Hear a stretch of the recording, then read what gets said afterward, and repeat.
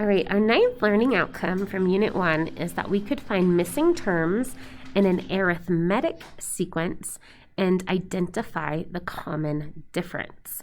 So we know that our common difference is the number by which we add to generate the next term in our sequence, but I can find a difference using subtraction, and that's why we call it a difference. So in this table, we can see that when x is 1, y is negative 23. When x is 8, y is 5. And in class, we generated a lot of ideas about how we could figure out what values should go in our table to complete the table so that as x increases by 1, y increases or decreases by a constant amount. And guess and check was a valid option that a lot of students pursued in class. But alternately, we said that we could either use a number line to think about this, or we could just do some math. But we said we could consider first how y is changing. So if I'm on the y-axis and I start at negative 23, I'm just going to sketch a vertical number line. If I'm at negative 23, and I travel up the axis to positive 5. I know that from negative 23 to 0, that I would have to move 23 times. And then from 0 to 5, that would be like 5 more moves. So the distance between those two values, 5 and negative 23, is 28. I just add that together. Alternately, what we're doing here is we're really just finding our change in y. We said that triangle looking symbol, it's called a delta symbol, and in math and science that represents change. So when I find my change in y, I could just do 5 minus negative 23. And you're welcome to use a calculator, but remember from your middle school math experience that when I'm subtracting integers, I could rewrite that as 5 plus the opposite of negative 23. So 5 plus 23.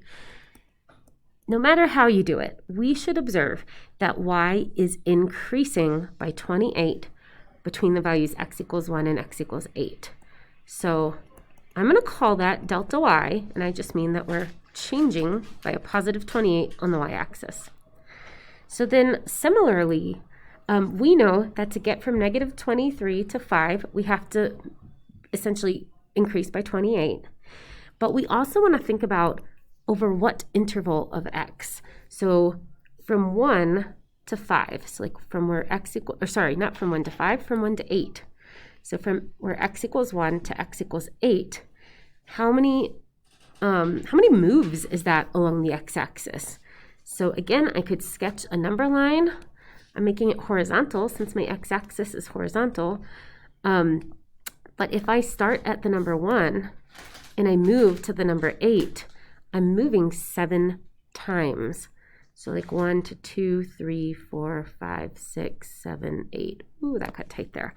All right, so that is 7 moves though. Alternately, I could just subtract. I could say my change in x is 8 minus 1. So that's how I could get my 7. All right, so in class we thought about this. If we are moving 28 units up over 7 units to the right, could we break that down to think how many times am I moving up, or how many spaces up am I moving or increasing as x increases or changes by 1? And what we came up with in class is that is the same as dividing my change in y by my change in x. So 28 divided by 7 is 4.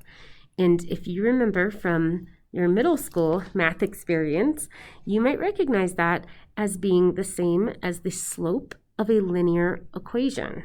So when I find my difference in y values and divide them by my difference in x values, that gives me my slope.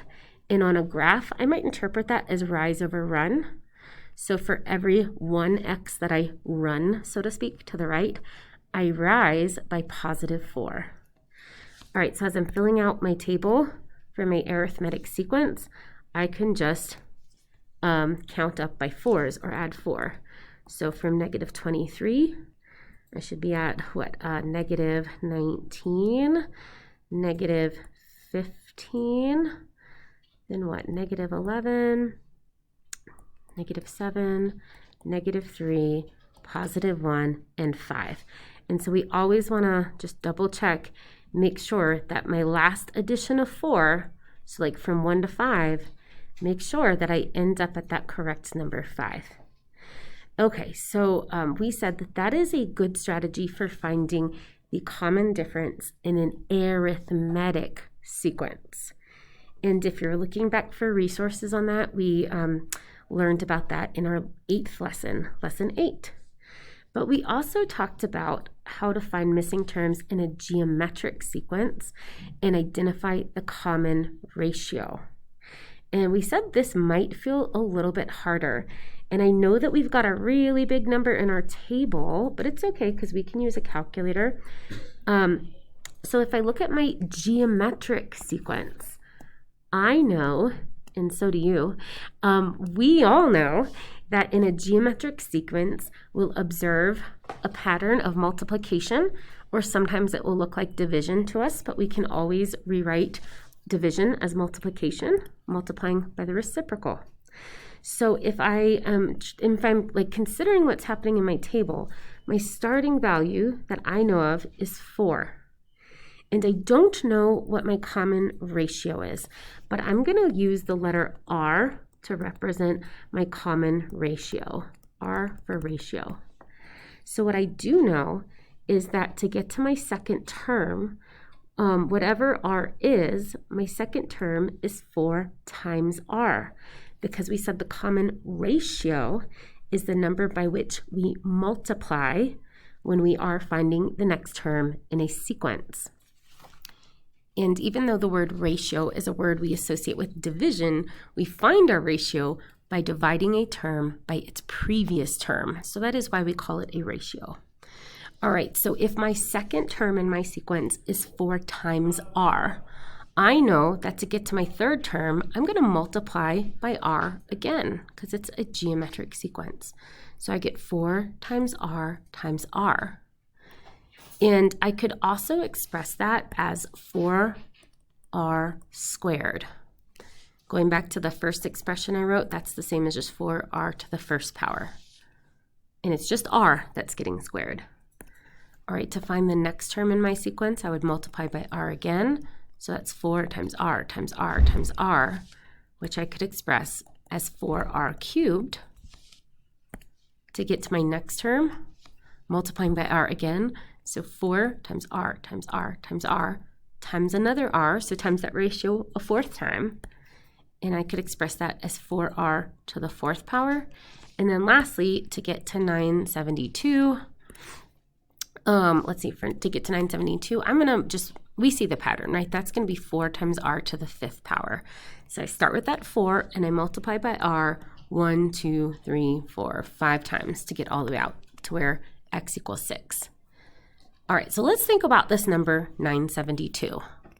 I know that 972 must be the product of 4, so like the number 4, and some number R that I don't know, but I'm multiplying by that number R 5 times. So what if we just started by thinking about this with a smaller number? What if I divide 972 by 4 so that I know like the number that has to be R to the 5th power? So in my calculator, we could do long division, but I'm going to be honest, I don't really feel like it right now. Well, if my calculator doesn't turn on, there we go. It's about to resort to long division. All right, 972 divided by 4 is 243. So that means that whatever number R that I'm multiplying 5 times, that number to the 5th power is 243. Excuse me. So in class, there's there's 3 ways that we could figure out what R is. And this is not something we've practiced a lot this year, but the first thing we can do that I believe you would do in middle school, but it sounds like some of you have not done something like this, is we could make a factor tree of 243, and I could break 243 down to its prime factors. Because if I say some number to the 5th power is 243, that number is going to be its prime factor. So I know that 243 is divisible by 3. And the way I know that is that 2 plus 4 plus 3 is 9, and 9 is divisible by 3. If you remember those divisibility rules from middle school or perhaps even elementary school. All right, so when I divide 243 by 3, I get 81. Oops, and 81 is not a prime number, but 3 is, meaning that 3 only has factors of 1 in itself. 81 is what we call a composite number, meaning that 81 has factors of 1 in itself, but other factors, such as 9 times 9. So then when I get to my 9s, I know that 9 is also a composite number, and I could break each 9 down and think of each 9 as 3 times 3. So in my factor tree, when I can break the number 243 down to its prime factors, we sometimes call this a prime factorization, or that process rather, prime factorization. When I look at 243, it is the product of 3 multiplied 5 times. So 243 is the number 3 to the 5th power. In expanded form, we would say 3 times 3 times 3 times 3 times 3. All right, so that is one way that I could figure out R. If 243 is R to the 5th power, and it's 3 to the 5th power, that must mean that R equals 3. So that's my common ratio. Alternatively, we haven't explored how to do this a lot in the calculator, but if I have R to the 5th power equals 243, what I can do is take the 5th root of 243. We usually, up until now, have mostly taken square roots, if at all this year in algebra. Let me show you how to do this in the graphing calculator if you want this as an option. So to get to my 5th root, I'm going to hit the button that says Math, and that is under the green alpha button. And when I get to the Math menu, if you look at option 5, it kind of looks like the square root symbol with this little X like up above it, and that is to represent the number that we call the index. So oops, if I click on that button, so I clicked Math, and then I clicked on option 5, that lets me make the index of this radical 5, which is going to give me the 5th root. So the 5th root of 243 is 3. So that's like the third or the second strategy. But lastly, you guys, if we're trying to figure out R to the 5th power is 243, you could always guess and check because R is going to be a pretty small number. So if I in my calculator did 1 to the 5th power, hopefully I don't need my calculator because multiplying 1 5 times just yields 1. So 1 to the 5th power is 1. Then I could do 2 to the 5th power. So I could either multiply 5 2s, or in the calculator above the division symbol, there's, it looks like an arrow. We call it a caret sometimes. 2 to the 5th power is 32. So I know I'm getting a little closer. Then I could try 3 to the 5th power, which we already know is 243. So at this point in the year in algebra, if you have to like guess and check like what number to the 5th power is 243, that's not an unreasonable solution. Okay, so we figured out what we're multiplying by. We found that our common ratio is the number 3. So I'm going to start at 4, and I'm going to multiply by 3 to fill out my table. 4 times 3 is 12. 12 times 3 is what, 36? 36 times 3 in your calculator. If 36 was your last answer, you could just hit times 3 is 108. 108 times 3 is 324. I could have done that one in my head. And then lastly, 324, we better double check. It should be, let's make sure. 324 times 3 is in fact 972. So that is a way that we could think about a geometric sequence to identify the common ratio. Just keep in mind that is a little bit different than how we go about thinking about our arithmetic sequence. Because again, arithmetic, our common difference is something we're adding or subtracting in the case that it's negative. And geometrically, our common ratio is a multiplier.